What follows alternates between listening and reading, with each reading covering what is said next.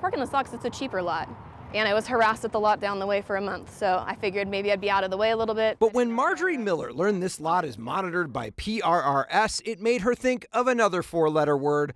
But if I let her use it, the FCC wouldn't let me be. I feel like PRRS is out to ticket anybody immediately as quickly as possible, and it's up to you to try and prove otherwise. She found that out the hard way. 2 tickets in the same week sticking out of her windshield wiper parked at this lot near Park Avenue in Champa, both accusing her of parking in 2 spaces. I was ticketed for parking over a non-existent line in this lot. A $102 ticket for parking in a $3 lot. This $3 lot where you have to squat to see the line. I believe there probably was striping here at some point, not currently, as you can see. The PRS employee had to get low to take the photo. This lot fills up from front to back, and I come in a little bit later in the morning, so I park right next to the car, as close as possible. She snapped her own photo of her parking job after the first ticket. Marjorie thought it would be convincing enough to the parking enforcement company that she parked in a single spot. I contacted PRS, let them know, hey, there was no line, and I was parked flanked by 2 other vehicles, appropriately distanced. Sent them pictures, sent them a video, sent them a statement. They denied both of my appeals. And often, that's where these disputes end. Steve on Your Side's told you before, PRS is a private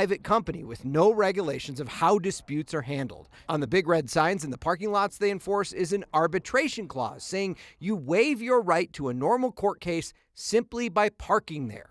The city doesn't enforce any of this, so we're kind of left to our own amends. And then if you have a legal dispute and you dispute it and they tell you no, then you're kind of where I'm at. Steve on Your Side contacted PRRS on Marjorie's behalf, and both of her tickets were immediately waived. The company's co-founder telling me she should never have been ticketed and her dispute shouldn't have been denied. He also said the company gets a lot of great feedback too, to which his chief legal officer responded, saying the good comments far outweigh the bad. Quote, "I wish that fact was as interesting to news outlets as the negative fodder."